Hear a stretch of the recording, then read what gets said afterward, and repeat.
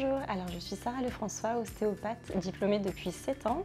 J'ai étudié à Paris et j'exerçais principalement en métropole et je suis à Tahiti depuis quelques mois.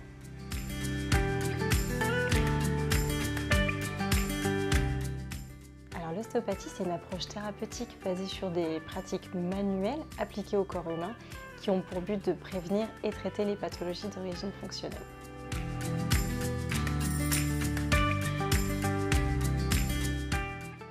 Non, bien sûr, ce n'est pas obligatoire de faire craquer. L'ostéopathe possède plusieurs outils pour traiter son patient, des mobilisations douces, des techniques musculaires, articulaires et des manipulations qui peuvent aboutir au crack, mais bien sûr, ce n'est pas obligatoire et ça doit être fait avec le consentement du patient. Ensuite, il faut quand même démystifier ce bruit. Il faut savoir que ce que vous entendez, c'est juste une bulle de gaz qui explose dans l'articulation.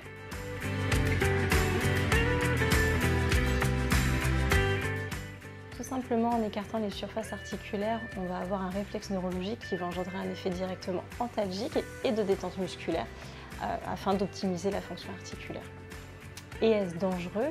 Alors non, les manipulations articulaires ne sont pas dangereuses, ça ne crée pas d'arthrose, il n'y a pas de corrélation et on est formé pendant plus de 5 ans à des techniques spécifiques justement à ce geste qui est spécifique et en tant que praticien de santé, on est toujours là pour évaluer le ratio bénéfice-risque et les contre-indications à la manipulation.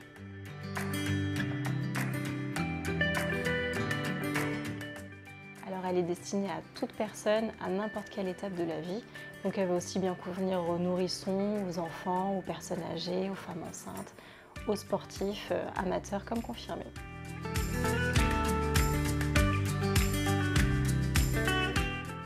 Alors les principales indications et troubles fonctionnels qu'on prend en charge, c'est les pathologies dites plutôt mécaniques du système musculo-squelettique, sciatique, lumbago, torticolis, douleurs lombaires chroniques, entorse, au niveau du système ORL également pour tout ce qui est sinusite, certaines otites, douleurs de la mâchoire, certains maux de tête qu'on appelle céphalo-occipitales sur la base du crâne et au niveau viscéral, constipation, ballonnement, régurgitation, reflux, etc.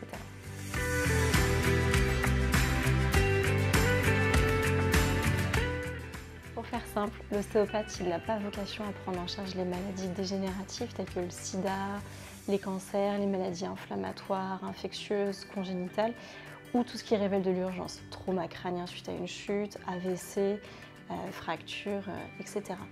Cependant, pour certaines maladies telles que le cancer, on peut vraiment être un accompagnement pour soulager les symptômes qui sont vraiment consécutifs à ces maladies.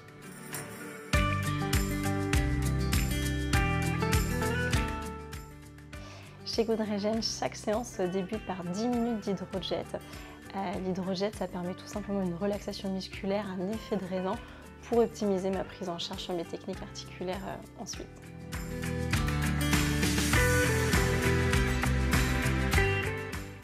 Alors c'est une question qui revient souvent et c'est vrai que la plupart des patients ils consultent quand ils ont des lumbagos qui sont vraiment bloqués et ce qui est très bien car on est très efficace sur les pathologies aiguës.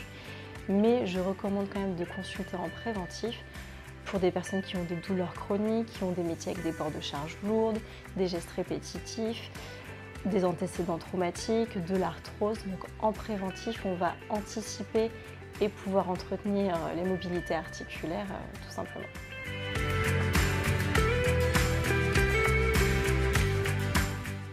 Bien que notre main soit un outil performant pour traiter les pathologies articulaires, j'ai voulu enrichir la prise en charge de mes patients en leur apportant de nouveaux outils que propose Goodregen, tels que la cryothérapie ou l'hydrothérapie.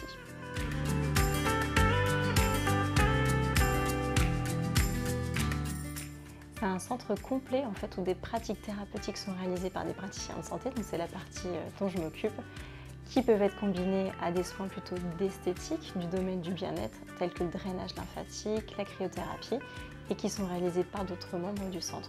Donc en fait, c'est une prise en charge complète où il y a plusieurs disciplines pour prendre soin de son corps et son esprit.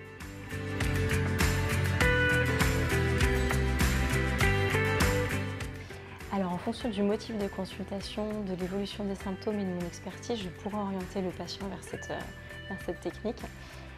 Par exemple sur tout ce qui est maladie inflammatoire comme la capsule rétractile au niveau de l'épaule, En fait, la cryothérapie va diminuer instantanément l'inflammation, ce qui va me permettre de mon côté de traiter de façon plus aisée et plus intense au niveau de l'articulation de l'épaule et donc avoir des résultats plus rapides. Autre exemple, sur les tendinopathies, donc la cryothérapie elle va aussi diminuer l'inflammation, mais surtout elle va accélérer la cicatrisation des tissus lésés et permettre d'avoir des résultats plus rapides également.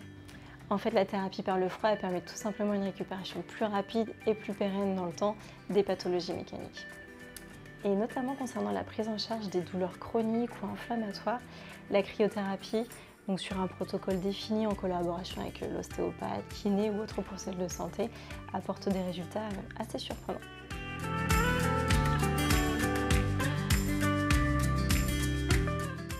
Il faut savoir qu'elle va favoriser l'élimination des toxines, favoriser la détente musculaire, réactiver le métabolisme. Donc elle est préconisée pour tous, que ce soit pour de la récupération musculaire, la récupération sportive, en cas de blessure, en cas de blocage, ou en application bien-être pour diminuer son stress et booster sa vitalité.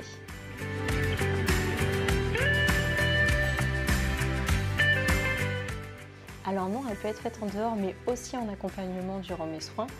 En fait, en fonction du motif de consultation, du degré de la douleur, grâce aux propriétés anti-inflammatoires et antalgiques, il est recommandé de réaliser de la cryothérapie pour débuter ma séance ou pour la finir. Et ensuite, en fonction de ce que je disais, en fonction du motif, on pourra réaliser un protocole avec le patient pour faire de la cryothérapie par la suite.